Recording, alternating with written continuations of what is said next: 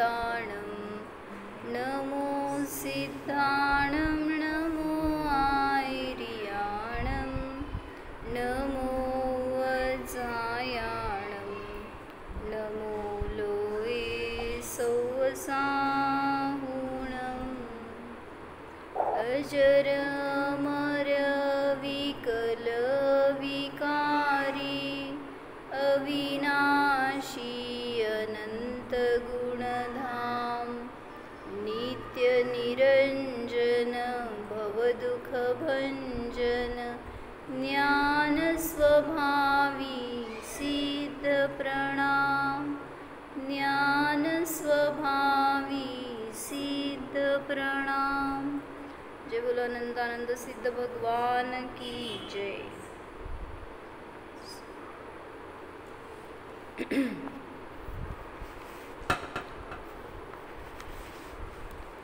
सिद्ध पूजन मध्ये अर्घ्याचा अर्थ बघितला आपण। काय सांगितलं होतं एकदा, फक्त अर्थ बघून पुढचं घेऊ आज। नेत्रोन्मीली विकास भाव निवहै रत्यंत बोधाय वै वार्गंधाक्षत पुष्पदाम चरुकै सद्दीपधूपै फलै यश्चिंतामणि शुद्ध भाव परम ज्ञानात्मकैरर्चयेत् सिद्धं स्वादुमगाध बोधमचलं संचर्चयामो वयम्।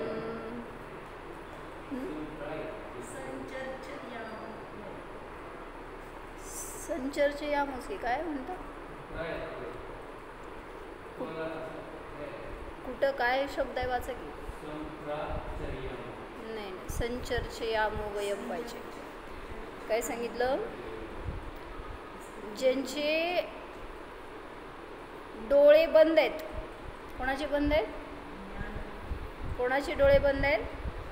मिथ्या दृष्टीचे, म्हणजे ज्ञानरूपी नेत्र ज्यांचे बंद आहेत, तर ते उघडण्यासाठी म्हणून सिद्ध सहाय्यक आहेत हे सांगतायत। मग ज्ञानरूपी नेत्राला उन्मिलित उघडण्यासाठी जे काय विकास भावरूपी समूह, म्हणजे शुद्धोपयोगाची मालिका म्हणा, शुद्धोपयोगाचं अवलंबन म्हणा, त्याच्याद्वारे मी सिद्धांचं किंवा स्वभाव सिद्धाचं पूजन करतो। कशासाठी? अत्यंत बोधाय म्हणजे काय? अत्यंत अनंत ज्ञानाच्या प्राप्तीसाठी। बोधाय हे चतुर्थी आहे, त्यामुळे ते लावायचं अत्यंत बोधाच्या प्राप्तीसाठी मी शुद्धोपयोगाच्या द्वारे सिद्धांचं पूजन करतो। माहीत नसेल शब्द किंवा ते अर्थ तसं लिहा, म्हणजे परत तुम्हाला नंतर समजणार नाही आहे। कशाच्या द्वारे करतो? तर हे सगळे मधले अष्टद्रव्य घेतले, पण ते अष्टद्रव्य म्हणजे पण बाह्य जडद्रव्य नाही सांगायचे आहेत। तर कशाच्या द्वारे? जे चिंतामणी रूप अष्टद्रव्य आहेत, शुद्ध भाव रूप अष्टद्रव्य आहेत, किंवा परमज्ञानात्मक अशा त्या अष्टद्रव्यांच्या द्वारे अर्चयेत मी अर्चना करतो। कोणाची? स्वभाव सिद्धाची किंवा भगवंतांची असं। कसे आहेत ते सिद्ध? तर सिद्ध आहेत सिद्धम स्वादुम, म्हणजे सिद्ध स्वभावाचं निरंतर जे रसपान करतायत, अगाध म्हणजे अमर्याद ज्ञानवाले आहेत, अचल आहेत, अशा त्या सिद्धांचं किंवा माझ्या स्वभावाचं वयम आम्ही सर्व संचर्चयामः, म्हणजे काय सांगितलं होतं? तन्मय होऊन। त्याचे शब्दाचे अर्थ घेतले ते सगळे। तन्मयता का द्योतक है, संचर्चयामो वयम म्हणजे तन्मयतेने मी त्यांचं आत्मसात होऊन, सिद्ध भगवान को आत्मसात होकर पूजता हूँ। ह्याच्यासाठी म्हणून त्यांनी तो शब्द वापरलाय. संचर्चयामो, हम सम्यक प्रकार से उस सिद्ध भगवान की चर्चना अर्चना करते हैं. चर्चना का अर्थ है तन्मयता. उन सिद्ध भगवान को आत्मसात होकर पूजता हूँ. त्यामुळे तो शब्द काय आहे, आपण अर्चना शब्द ऐकलाय. चर्चना म्हणजे कुठे वही पेनास काय हो, चर्चना शब्द आहे, त्याचा अर्थ असतो तन्मयतापूर्वक पूजा करतो. आणि जे वरती घेतले ना अगाध ज्ञान, त्याच्यासाठी त्यांनी काय सांगायला लागले की ते ज्ञान किती पदार्थांना जाणतो. जे केवल ज्ञान आहे किंवा जे अत्यंत ज्ञान आहे, जे अगाध ज्ञान आहे, त्याचा विषय किती असतो. हां, तर त्याच्यासाठी सांगतात इथं की लोक अलोकामध्ये जे काय आहे, जे सगळं काय आहे त्या सगळ्याला जाणतं. एवढंच नाही तर अजून कशाला जाणतं, कशाला जाणतं, स्वतःला जाणतं की ठीक आहे. अजून अनंत ज्ञान आहे याचं भावभासन करण्यासाठी सांगतायत की 3 लोक 3 काळामध्ये आणि लोकाकाशामध्ये जेवढे सगळे पदार्थ आहेत त्या सगळ्यांना युगपत जाणतं. ही एक शक्ती सांगितली. अजून काय जाणतं तर सांगितलं की त्या द्रव्यांमध्ये असणारे अनंत गुण त्यांना सुद्धा जाणतं. प्रत्येक द्रव्याचे अनंत गुण त्यांना जाणतं. पुढं अनंत गुणच नाही तर त्यांच्या अनंत पर्यायांना सुद्धा जाणतं. तेवढंच नाही तर पर्यायामध्ये नाही, त्या पर्याय रूप एक गुणामध्ये जे अनंत विभाग प्रतिच्छेद आहेत, गुणांचे अंश आहेत, त्याला सुद्धा जाणतं. म्हणजे मागं सांगितलं होतं ना की ते गुगलनी काय करू शकतात आजकाल, सॅटेलाईटमधून जर ते गुगल फोकस करेल ना तर कॅमेरानी, तर ते इतकं सूक्ष्म बघू शकतं, इतकी त्याचं झूम पॉवर असू शकते. हे सांगितलं होतं किती, जर त्यांनी तुम्ही फोकस केला एखाद्या नदीतल्या झाडावर, नदीत खाली झाड आहे, नदी वाहती आहे आणि त्याच्या खाली कुठंतरी एक समजा ते पाण्यातले वनस्पती असते तसल्या टाईपमध्ये कुठलं तरी एक झाड आहे खाली, ज्याला की त्याची पानं दिसत आहेत त्या कॅमेऱ्यामधून. एवढं जर फोकस केलं तर ते अजून जर झूम केलं आपण तर सांगितलं त्या पानांमधल्या रेषा दिसतात, त्या रेषांमधले सगळे पेशी दिसतात. असं सगळं ते त्याच्यामध्ये दाखवलं होतं त्यांनी. मग ते बघितल्यावर लोकांना किती आश्चर्य, म्हणजे गुगलची शक्ती किती जास्त आहे असं दिसलं, किंवा त्या सॅटेलाईटची किती पॉवर आहे असं. पण केवळ ज्ञानामध्ये तर असं फोकस करायची पण गरज नाही आहे, सगळं ऑलरेडी आलेलं आहे ज्ञानामध्ये. असं ते ज्ञानाची शक्ती आहे हे सांगतायत. म्हणून म्हणलं की अनंत गुण, त्यांच्या अनंत पर्याय, एका गुणातले अनंत विभाग प्रतिच्छेद, एवढंच नाही तर अनंत गुणांमधले अनंत विभाग प्रतिच्छेद. इतना ही नहीं, ऐसे अनंत लोक अलोक हो तो उन्हें भी वह ज्ञान जान सकता है, ऐसी शक्ती है उसमें. काय कळलं? आता हे आहे म्हणून तुम्ही म्हणताय लोकाला जाणतं, पण असे जर अनंत लोक असते तर त्याला सुद्धा जाणण्याची शक्ती केवळ ज्ञानामध्ये आहे किंवा आपल्या ज्ञानामध्ये आहे. मग का नाही जाणतो? कारण नाहीच आहेत, पण शक्ती दाखवायची आहे ना, म्हणून सांगितलं की एवढं जाणले असते जर असते तर. नाही आहेत म्हटल्यावर ते जेवढं आहे तेवढं जाणले हे सांगितलं जातं. 3 लोक 3 काळ. इतना ही नहीं, अनंत लोक अलोक हो तो उन्हें भी वह ज्ञान जान सकता है, ऐसी शक्ति है उसमें. ऐसा ज्ञान जिनको हो गया, ऐसे केवल ज्ञानी को भी वह जानता है. काय सांगायले? झालं. पुढं काय हो? मी आत्ता काय वाचले? ज्यांना असं केवल ज्ञान झालंय त्या केवल ज्ञानींना सुद्धा ते जाणतं. म्हणजे एक केवल ज्ञान इतर केवल ज्ञानींना पण जाणतं. म्हणजे ते सगळे बसलेत ना जे शेजारी सिद्ध भगवान, ते सगळे एकमेकांचं सगळं भूत भावी वर्तमान सगळं जाणतात. म्हणजे समजा बाजूला बसलेले सिद्ध असतील आणि ते पूर्वभावामध्ये त्यांचे फ्रेंड असतील, तर फ्रेंडच्याच बाजूला बसतो असं जाणणार का? म्हणजे ते कुठल्या तरी बहुत शत्रुपण असणार. हां, ज्ञानाने जाणतात की असे ते केवळ ज्ञानी त्यांच्या ज्ञानात काय झळकते हे सुद्धा जाणणार.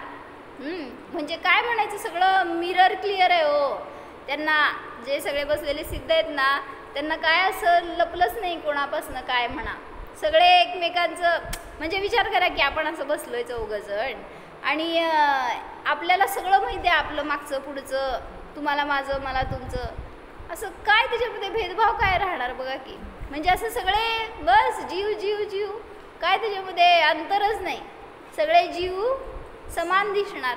मग तसं म्हटलं म्हणून इथं सुद्धा केवल ज्ञानी कसे आहेत तर अन्य केवलींना सुद्धा ते जाणतात. ऐसे अनंत केवल ज्ञानियों को भी वह जानता है. स्वतःच्या ज्ञानाला जाणतात आणि असे अनेक केवल ज्ञानी आहेत त्यांना पण जाणतात हे ज्ञान. ऐसा अनंत ज्ञान में जो सिद्ध परमात्मा है उसकी मैं पूजा करता हूँ. काय म्हटले इवंका? सिद्ध भगवान कुठं असतात सांग, माहिती आहे तुला? सिद्ध भगवान त्यांच्या घरी असतात. माझ्याकडे बघ, सांगते मी तुला. सिद्ध भगवानंतांचं घर कुठं आहे माहीत आहे? आपल्या घराच्या वर आहे, एक्झॅक्टली वर, भरपूर वर आहे. मग जायचं आहे आपण एकदा त्यांच्याकडं, जाऊन आपण त्यांना भेटून यायचं. होय. कसं जायचं? कुठल्या जेटनी, जेट विमानाने. तर त्यांच्याकडे जायचं तर ध्यान करावं लागतं. तू ध्यान करती का? काय करती सांग? मी जीव आहे. तसं करू नये बेटा, जीव मरते. असं बस देवासारखं. देव कसं बसते दाखव मला. हां, मग देव काय करतात? मी जीव आहे, मी सगळ्यापासून भिन्न आहे, मी आनंदी आहे, असं मस्त जाणतात. आणि म्हणून ते कुठं बसतात? जाऊन सिद्धशिलेवर. मग आपल्याला पण त्यांच्याजवळ जायचं असलं तर फक्त एवढंच करायचं, आतमध्ये खेळायचं. तू बाहेर खेळते की नाही, तसं आत खेळायचं असतं. कसं खेळायचं? एकदा आत जायचं, एकदा बाहेर यायचं, परत आत जायचं, परत बाहेर यायचं. तर असं आपण जाणलं स्वतःला तर आपल्याला सुद्धा सिद्धपद सहज प्राप्त होणार. तर आपण काय करतो? मंदिरात रोज येतो का? रोज दर्शन करते का तू? मग देवासमोर बसल्यावर 2 मिनिटं ध्यान करायचं. काय ध्यान करायचं? नाही ध्यान केलं ना तसं किडा होतो बघ आपण. व्हायचं आपल्याला किडा नाही ना. मग काय करायचं? ते किडा सुद्धा जीव आहे, तसंच मी सुद्धा जीव आहे, असं ते आपल्याकडं स्वतःकडं जाणायचं. मग आपण धर्मात येऊन पण मायाचारी करतो. कसं करतो? धर्मामध्ये येऊन पण आपण मायाचारी कशी करतो?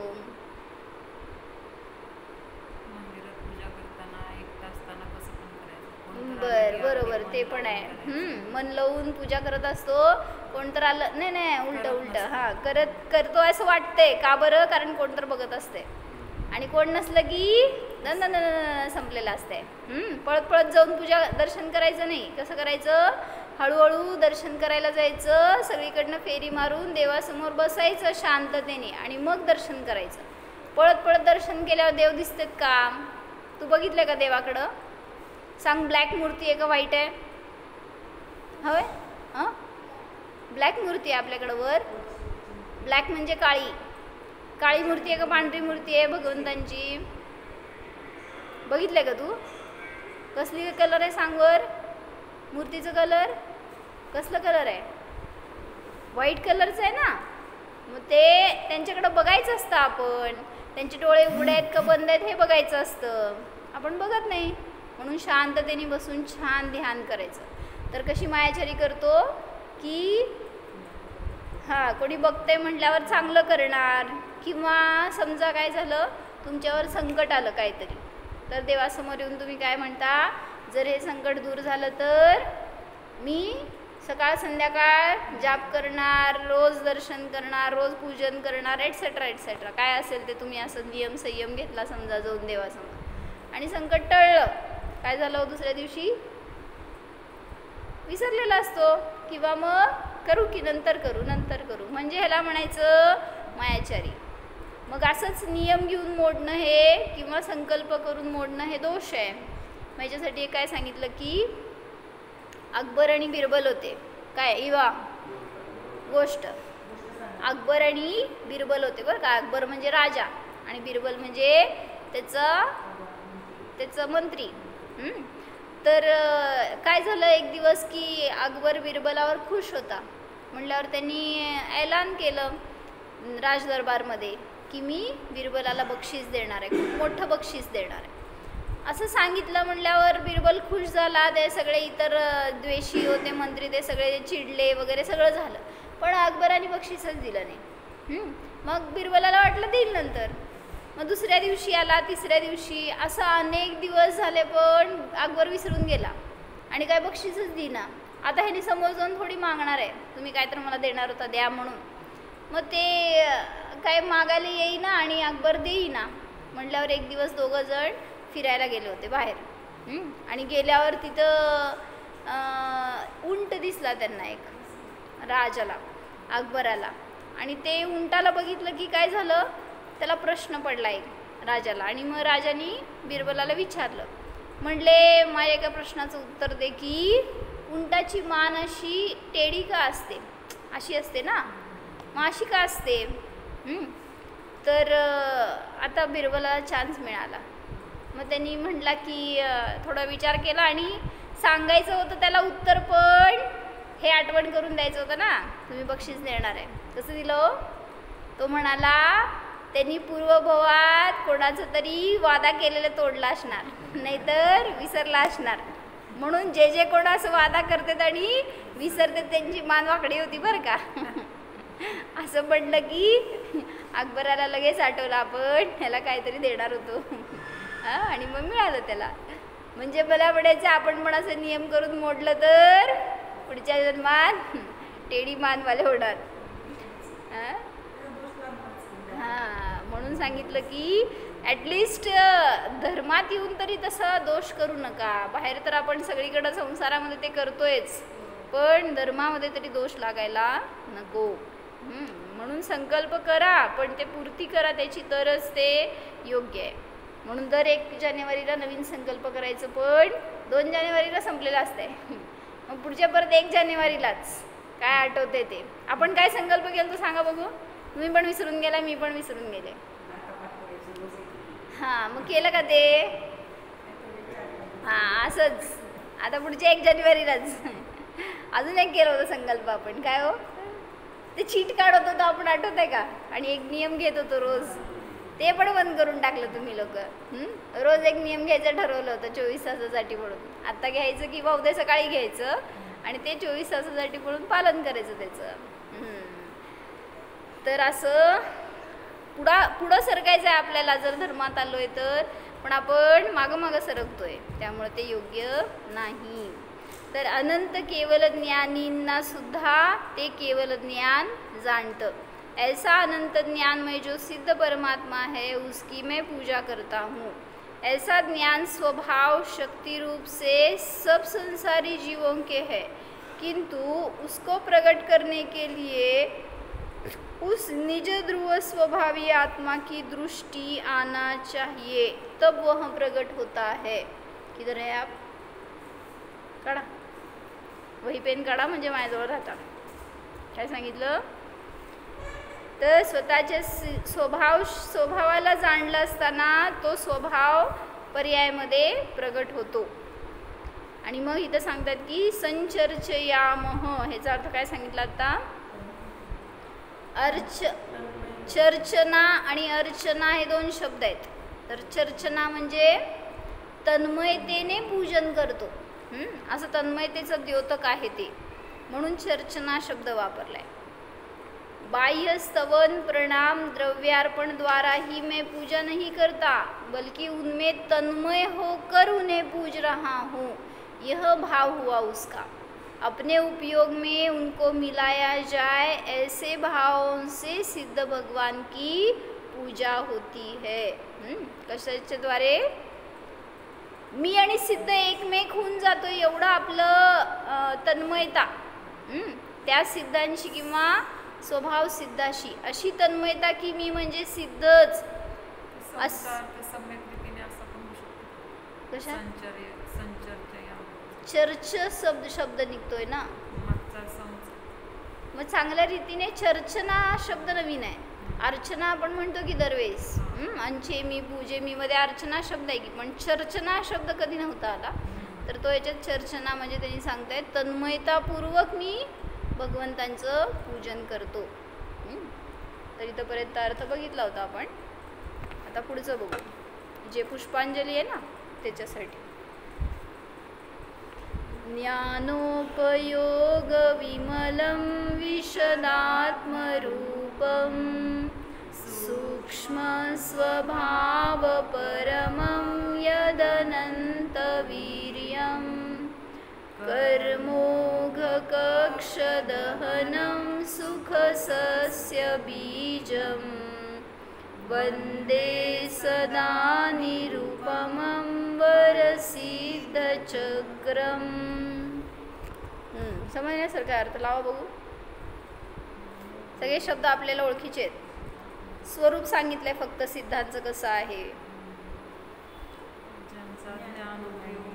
बरोबर, ज्यांचा ज्ञानोपयोग विमल आहे, त्याच्यामध्ये कुठलाही मल नाही. लिहा माहीत नसलेलं.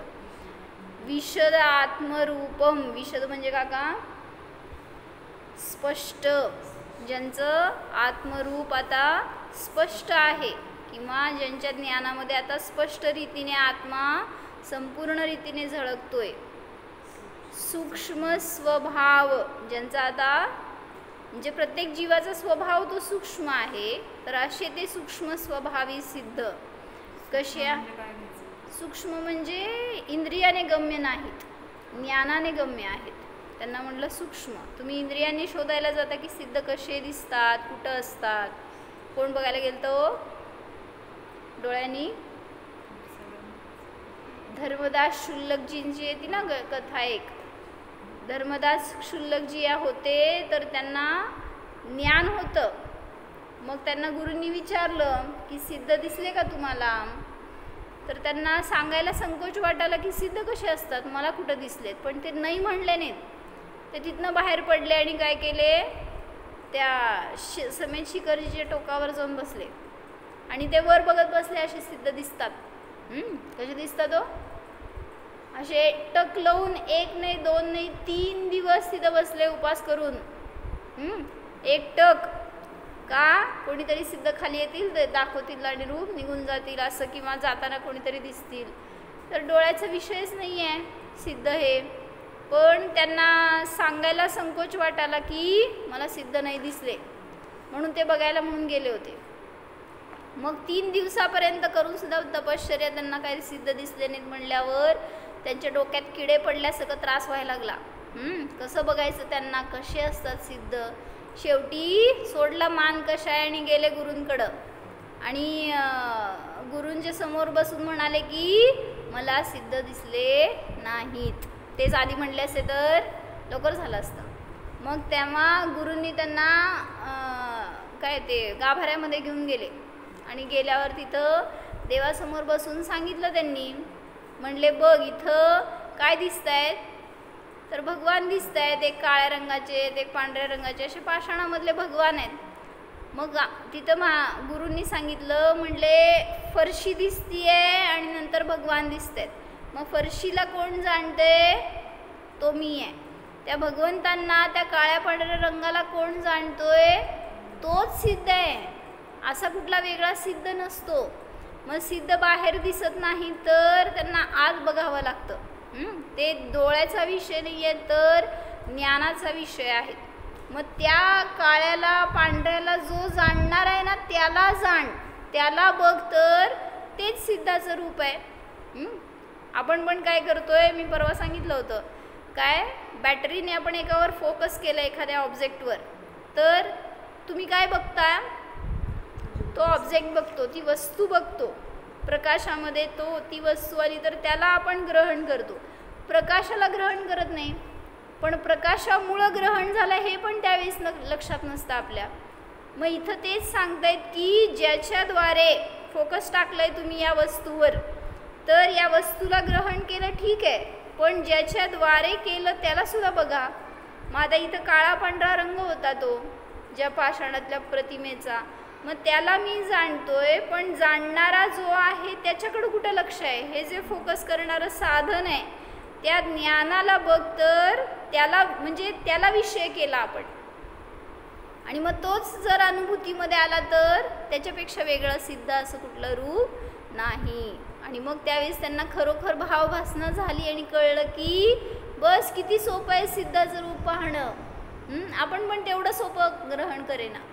आता त्यांच्यासारखं आपल्यामध्ये पण आपण करू शकतो प्रयत्न.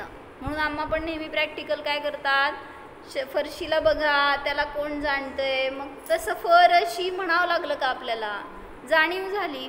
मग तसंच आत मा म्हणावं लागत नाही आहे, तशी जाणीव व्हायला पाहिजे. कारण शरीर म्हणजे मी असं बघतोय आजपर्यंत, त्यामुळं तुम्हाला डोळ्याचाच विषय येतोय आत्मा म्हणजे, पण आत्मा हा ज्ञानाचा विषय आहे, तो सूक्ष्म आहे. म्हणून त्याला म्हणलं सूक्ष्म स्वभाव. दिसला का ज्ञानाने? दिसला का ज्ञानाने? त्याच्यावर प्रश्न काढा की उलट, मग त्याच्या निमित्तामध्ये येणार उलट उपयोगात. ध्यानाला बसल्यानंतर आपलीच प्रतिकृतीच आपल्याला, पण डोळ्यानेच बघितलं मग आपण, आकार बघितला म्हणजे सुद्धा. त्यामुळं फील करा, फील त्याला, त्याची भावभासना कशी होणार, अनुभव कसा होणार याच्यासाठी प्रयत्न करा की. जाणीव बघावं लागणार त्याच्यासाठी.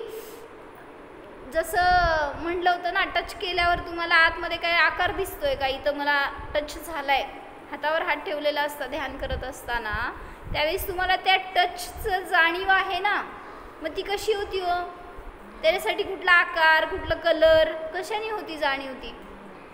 मग त्याचा निर्णय करताना तुम्ही जाणतोय, हे टचला मी जाणतोय, मग ते जाणणं म्हणजेच स्वतःचं रूप आहे, तेच स्वभाव आहे आपला. फक्त व्ह्यू बदलायचं आहे हो, काय म्हणायचं, बॅटरी बदला, फक्त एवढंच काम आहे आपलं. काय करायचं नाही आहे. आपण सगळं त्या शरीराशी अटॅच्ड होऊन बघतोय, त्यामुळं सगळं डोळ्याच्या द्वारेच पाहण्याचा प्रयत्न करतो. कसा दिसतो आत्मा? नैना काकी कसा जाणायचा? गाईड करा. तेच की ज्ञानाची दृष्टी अंतर्मुख करायची. असं ते शास्त्रातले शब्द लय समजत नाहीत आता. असं तुमचा अनुभव सांगा, कसं दिसला?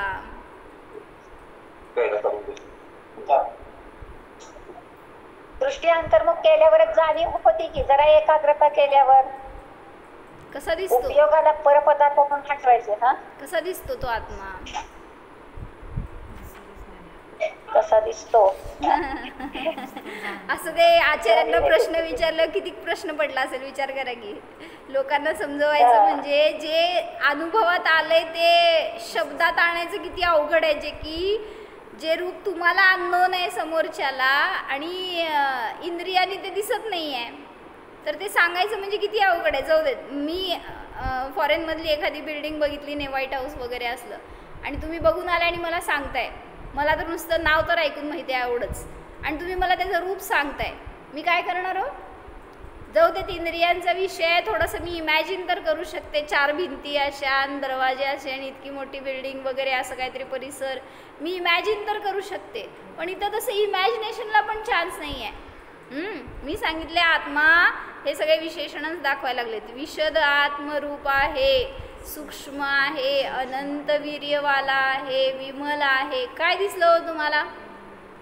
दिसलं का आत्मा तसा? मग कसं होणार भावभासन आपल्याला?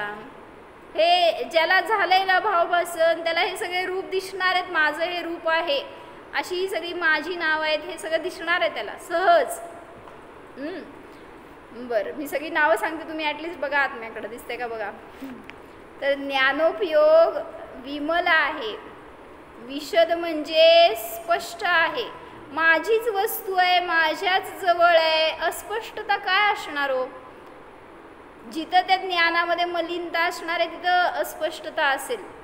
पण ज्ञान तर स्वभावाने निर्मल आहे आणि ते स्वतःलाच बघणार तर निर्मळ रूपच दिसणार. विशद म्हणजे स्पष्ट रूप आहे, सूक्ष्म आहे, परम म्हणजे श्रेष्ठ आहे, अनंत वीर्यवाला आहे. कर्म ओघ कक्ष दहनम, कर्मांच्या प्रवाहरूप समूहाचं दहन केलेलं आहे ज्यांनी. म्हणजे आता एवंभूत ज्ञानाने ज्या पर्यायात तुम्ही स्वतःला जाणता त्या पर्यायात कर्मांचा सुद्धा तिथं उदय नाही, तो कर्मांचा प्रवाह खंडित झालेला असतो. म्हणून म्हणलं कर्मरूपी प्रवाहाचा समूह जिथं नष्ट झालाय, दहन केलेलं आहे त्याचं. आणि जे सुखसस्य बीजम, सुखरूपी धान्याचं बीज आहे, अशा त्या निरुपम, वर म्हणजे श्रेष्ठ, सिद्ध, चक्र म्हणजे पण समूह, अशा निरुपम श्रेष्ठ अशा सिद्ध समूहांना सदैव वंदे, म्हणजे मी नमस्कार करतो. ते म्हणताना सुद्धा जेव्हा वंदे येतो ना शब्द, त्यावेळेस आपलं मुख झुकलं जायला पाहिजे. असं ताट बसून वंदे नाही म्हणायचं. का बरं? कोण वाकवलं होतं वंदे म्हणताना? समंतभद्राचार्य त्या पिंडीसमोर बसले होते ना, आणि त्यावेळेस त्यांनी 7 तीर्थंकरांची स्तुती म्हणली, आणि 8व्या तीर्थंकरांमध्ये जेव्हा वंदे म्हणले तर त्यावेळेस नुसतं त्यांनी हात जोडून वंदे म्हणून मुख वाकवलं, आपलं नमन केलं, तर पिंड दुभंगली आणि त्यातनं चंद्रप्रभू भगवंतांची मूर्ती निघाली. म्हणजे त्यांचा नमस्कार कोणाला झाला? म्हणून तो सहन नाही झाला. असं त्यांनी सांगितलं होतं ना, मी नमस्कार करेन पण सहन होणार नाही तुझ्या पिंडीला, एवढं त्यांनी कॉन्फिडेंटली सांगितलं होतं राजाला. पण राजा म्हणला बघू, आणि खरोखर ती पिंड दुभंगली आणि सिद्ध काय चंद्रप्रभू भगवंतांची मूर्ती बाहेर आली, त्यांना नमस्कार झाला त्यांचा. म्हणून सांगितलं वंदे म्हणताना आपल्याला सुद्धा कुठली भक्ती म्हणत असताना किंवा श्लोक स्तोत्र म्हणत असताना जिथं कुठं हे शब्द येतो तिथं आपल्याकडून तसं वंदन व्हायला पाहिजे. तुमच्या निमित्तात काही समोरचं कोणाला काय फुटणार नाही आहे, पण तरीसुद्धा आपला कशाय भाव फुटतील, आपले सगळे विभाव फुटतील. झुकली जायला पाहिजे. म्हणून हे म्हणत असताना म्हणा बघू परत एकदा आता. ज्ञानोपयोग विमलं विशदात्मरूपं, सूक्ष्म स्वभाव परमं यदनन्तवीर्यं, कर्मोघकक्षदहनं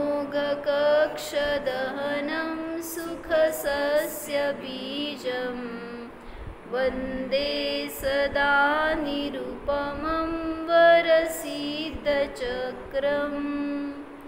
ओ वंदे केलं नाही तुम्ही? केलं का? म्हणजे मी अशा त्या निरुपम सगळ्या विशेषणांनी सहित असणाऱ्या अशा सिद्ध प्रभूंचा आणि सिद्ध स्वभावाला, त्या सिद्ध प्रभूंना आणि सिद्ध स्वभावाला वंदे म्हणजे नमस्कार करतो. कशासाठी सांगितलं सगळं हे? आता अष्टक झालंय ना, त्याच्यानंतर शेवटी अजून एकदा पुष्पांजली चढवली जाते. तर त्याच्यामध्ये एक सार येतो पूजेचा, किंवा पुष्पक्षेपण करतो, म्हणजे कन्क्लुडिंग असतं ते. जसं तुम्ही कार्यक्रम झाल्यावर काय करता हो, फॅलिसिटेशन करता ना शेवटी, की तुम्ही आला आमच्या कार्यक्रमामध्ये, तुमचे आभार, आभार प्रदर्शन, असं म्हणजे एक त्यांना परत एकदा आपण ज्ञानामध्ये घेण्यासाठी. म्हणून तेवढं कार्यक्रम होईपर्यंत पाहुण्यांकडे कोण बघत नसतं. झाल्यावर एकतर आल्यावर त्यांना केलं जातं स्वागत, आणि मग नंतर तुमचा कार्यक्रम होईपर्यंत कोण पाहुणे, कुठले पाहुणे. मग कार्यक्रम झाल्यावर शेवटी तरी सगळ्यांना आठवण व्हावी की हे बाहेरचे आहेत, मान्यवर आहेत वगैरे, म्हणून त्यांचं एकदा परत इथं आला, उपस्थित राहिला, याच्याबद्दल थँक्यू म्हणलं जातं ना. तसं आता इथं सगळे ॲक्च्युली आपली तर कार्यक्रमामध्ये पहिल्यापासून शेवटपर्यंत सिद्धच आहेत. मग हे सगळे पूर्ण अष्टकामध्ये सिद्धांचे वर्णन सांगितलं, त्यांचे गुण सांगितले, त्यांची सगळी विशेषणं सांगितली, त्याच्याद्वारे आपल्या सिद्धापर्यंत नेण्याचा प्रयत्न केला. आणि आता शेवटीसुद्धा परत त्याच सिद्ध आत्म्याला दाखवण्यासाठी म्हणून पुन्हा वेगळ्या विशेषणांच्याद्वारे त्यांचं पूजन केलं, म्हणजे पुष्पांजली चढवली. तर मला इथं प्रश्न आला होता की सुखसस्य बीजम असा शब्द का वापरला, म्हणजे काय? सस्य म्हणजे धान्याचं ते बीज. का बरं पण असं का म्हणलेत? धान्याचं बीज असं हे शब्द काय वापरायची गरज होती? म्हणजे एका बियामधून बीज कसं मोठं वृक्षामध्ये रूपांतर होतं बीज, तसं हे सुखाचं बीज म्हणजे धर्माचं बीज हे मोक्ष सुखाला प्राप्त करून देणार. मग ते सिद्धांना म्हणलंय का सुखसस्य बीज? पहिलं त्यांनी विशेषण घेतलं ना की कर्मयोगरूपी कक्षाचं दहन करणारं म्हणजे दुःखाचा नाशक, आणि दुसरं विशेषण घेतलं सुखाचं बीज. अशा त्या सिद्ध चक्राला मी वंदे नमस्कार करतो. मग असं का शब्द सिद्धांचं दर्शन म्हणजे आपल्या आत्म्याचं दर्शन झालं की बरोबर आहे की. मग ते दर्शनच सुखाचं बीज आहे हे सांगायचं आहे त्यांना. म्हणजे ज्या ज्ञान पर्यायामध्ये आत्मा आला तुमच्या, तेच तो शुद्धोपयोग म्हणा किंवा ती शुद्ध विमल पर्याय, हां, तर तीच तुम्हाला सुखाचं कारण आहे. म्हणून आत्मा नुसतं सुख देणारा नाही आहे. त्या आत्म्याला जोपर्यंत पर्यायात घेत नाही आपण तोपर्यंत तुमच्याकडं भलेही भरपूर वोल्टचं बल्ब आहे, पण त्याला जोपर्यंत स्विच ऑन करत नाही तोपर्यंत काय फायदा त्याचं? काय म्हणले मंगल काकी? मोठ्याच्या मोठा बल्ब आहे, फोकस आहे घरामध्ये, मर्क्युरी आहे, काय ते म्हणते अजून कोणाला माहिती काय म्हणते तो, तर ते एवढं मोठं असून सुद्धा जर त्याला जोपर्यंत तुम्ही ऑन नाही करणार स्विच तोपर्यंत ते आहे डॉर्मंट, तसंच आहे, बंद आहे, पण त्याचा उपयोगच नाही. काय तसं म्हणलं तुमच्या स्वभावामध्ये अनंत आनंद आहे पण तो व्यक्त नाही आहे. व व्यक्त होणार कधी? जेव्हा त्या पर्यायाने त्या ध्रुवाला स्पर्श करणार त्यावेळेस ते करंट फ्लो होणार, स्विच ऑन होणार, आणि त्यावेळेस तुम्हाला तिथे त्या पर्यायामध्ये तो अनंत आनंद प्रगट होणार. तसा प्रकाश तुम्हाला त्या पर्यायामध्ये प्राप्त होणार. म्हणून त्याच्यासाठी सांगितलं की सुख आहे आत्म्यामध्ये, पण जोपर्यंत त्या सुखाला विषय करत नाही, जाणत नाही, तोपर्यंत सुख मिळणार नाही. सुखाभास आहे तोपर्यंत ज्याला कशाला तुम्ही सुख म्हणता ते. म्हणून सुखाची प्राप्ती करायची तर एक शुद्धोपयोग हेच सुखाचं बीज आहे, त्याला सोडून अन्य कुठलाही उपाय नाही. म्हणून जे काय पूजा करतो त्याचं फळ काय हो? मी आज एक कॅसेट घातली आहे जितू भाईंची, त्याच्यामध्ये त्यांनी सगळं ह्याचंच वर्णन केलं, ऐकली का? पूजेचं सगळी विधी सांगितली, माहिती आहे, सगळं द्रव्य काय, पूज्य काय, हे सगळं माहिती आहे, पण पूजेचं फळ काय? तर स्वर्ग आणि मोक्षाची प्राप्ती हे पूजेचं फळ आहे. म्हणजे तुम्ही पूजा करताय तर त्याच्याद्वारे सहज त्यांनी सुख मिळणार आहे तुम्हाला, फक्त तुमचा उपयोग असायला पाहिजे केंद्रित, तेवढी परिणामात विशुद्धी असायला पाहिजे, तर नियमाने त्याच्याद्वारे आपल्याला सुद्धा स्वर्गाची आणि परंपरेने मोक्षाची सुद्धा प्राप्ती होणार. कुठं सांगितलं असं पूजेमध्ये? त्यांनी सांगितलं होतं, सांगा. 24 तीर्थंकरांच्या जयमालेनंतर घेतलेली पुष्पांजली म्हणा बघू. भुक्ती मुक्ती दातार 24 जिन राजवर, तीन पद मन वचधार, जो पूजे सो शिवल हे. म्हणजे काय? जो त्यांना पूजतो तो शिव म्हणजे मोक्षाची प्राप्ती करतो. म्हणून सांगितलं तुम्हाला जर मोक्ष पाहिजे तर ज्ञानपूर्वक भावभासनपूर्वक पूजन करा आणि अनुभवन करा, तर त्याच्याद्वारे आपल्याला नियमाने शिवपदाची प्राप्ती होणारच. भुक्ती म्हणजे भोग घेतलं त्यांनी, ते पण त्यांनी पूर्ण अर्धा तास प्रवचन त्या भुक्तीवरच केले. एक शब्द घेतलाय वासव म्हणजे काय आणि भुक्ती म्हणजे काय, ह्याच्यासाठी त्यांनी अर्धा तास गेला हो त्याच्यावर, कोण उत्तर दिना म्हणून. भुक्ती म्हणजे भोग आणि मोक्ष, मुक्ती म्हणजे मोक्ष. भुक्ती मुक्ती दातार म्हणजे तुम्ही भोगाची पण प्राप्ती करून देणार आणि मोक्षाची पण प्राप्ती करून देणार, असा तो स्वभाव आहे आपला. असे कोण? असे ते 24 तीर्थंकर आहेत ज्यांचं मी पूजन करतो. कसं? मन वचन कायाच्याद्वारे. म्हणून तुम्हाला सांसारिक लाभ पण होणार आहे आणि अलौकिक लाभसुद्धा होणार आहे त्याच्याद्वारे, हे सांगायला लागले. म्हणजे भोगसुद्धा मिळणार आणि मोक्षसुद्धा मिळणार. म्हणून तुम्ही भोगाच्या अपेक्षेने पूजा करू नका किंवा त्याचं लक्ष नको आपल्याला. आपल्याला आपल्या आत्म्याच्या प्राप्तीचं लक्ष असावं, तर हे सगळे मध्ये मिळणारं बाय प्रोडक्ट आहेत, ते मिळणारच. त्याची काय आशा करण्याची अपेक्षा नको. ओ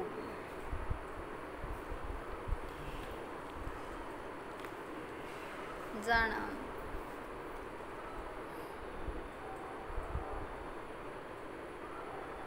स्वतःचा विमल विशद स्वभाव जाणा.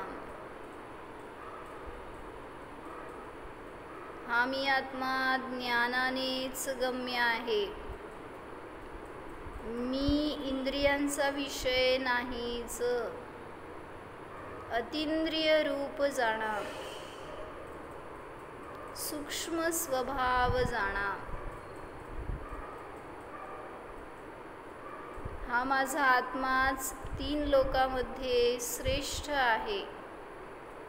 अनंत वीर्य संपन्न आहे. सुख सागर स्वरूप आहे जाणा. निरुपम स्वरूपोहम. सिद्ध स्वरूपोहम.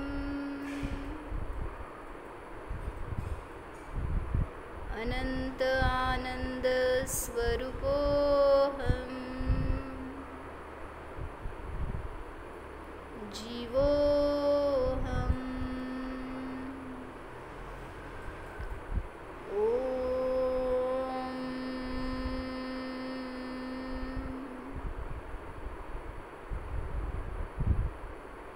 विसर्जन.